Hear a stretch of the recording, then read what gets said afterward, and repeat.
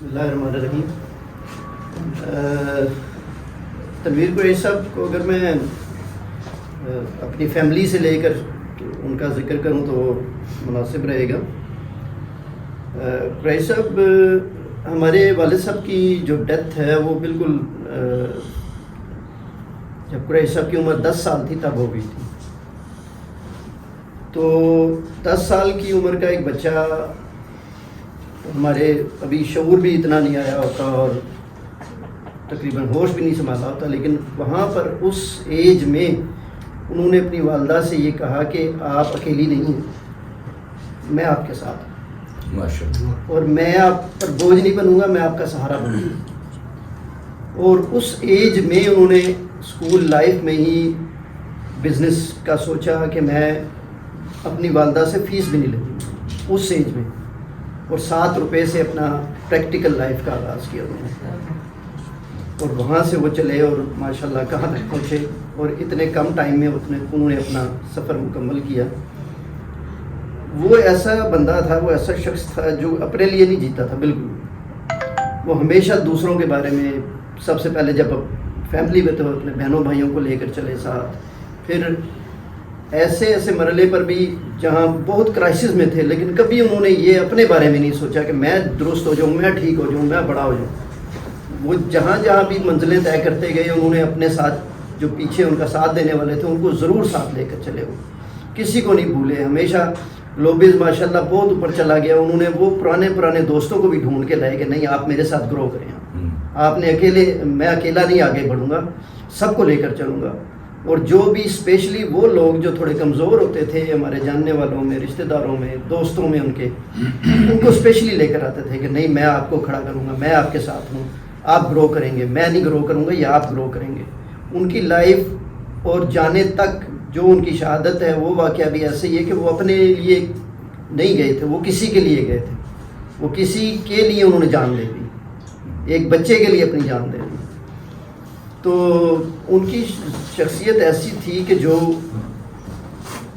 میں سمجھتا ہوں کہ کم لوگ دنیا میں آتے ہیں جو اس ویژن کے ساتھ اور بڑے ویژن کے ساتھ, اور بڑا ویژن بھی بہت سارے لوگوں کا ہوتا ہے, اور وہ بڑا ویژن اپنے لیے ہوتا ہے لوگوں کا کہ میں اتنا ہو جاؤں, میں وہ کر لوں.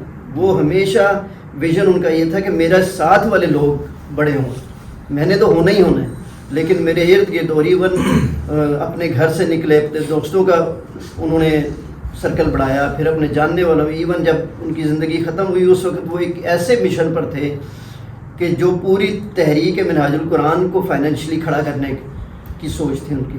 اللہ نے ان کو جتنا بھی وقت دیا انہوں نے یہی سوچا کہ میں اپنے ساتھ لے کر سب کو چلوں گا اور اس ملک کو بھی بہت آگے لے کر جاؤں گا.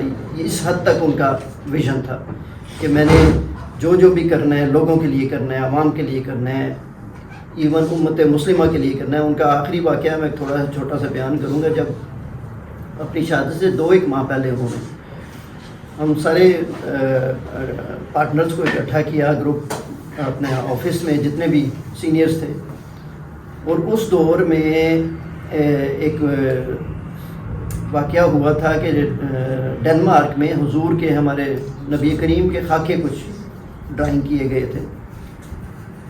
تو اس واقعے سے وہ اتنے زیادہ رنجیدہ تھے کہ انہوں نے ہم سب کو اکٹھا کیا. انہوں نے کہا جی میں ہمارے نبی کی ذات پر کیچڑ اچھالا جا رہا ہے اور ہم کچھ نہیں کر سکتے, تو ایسی زندگی میں گزارنا ہی نہیں چاہتا.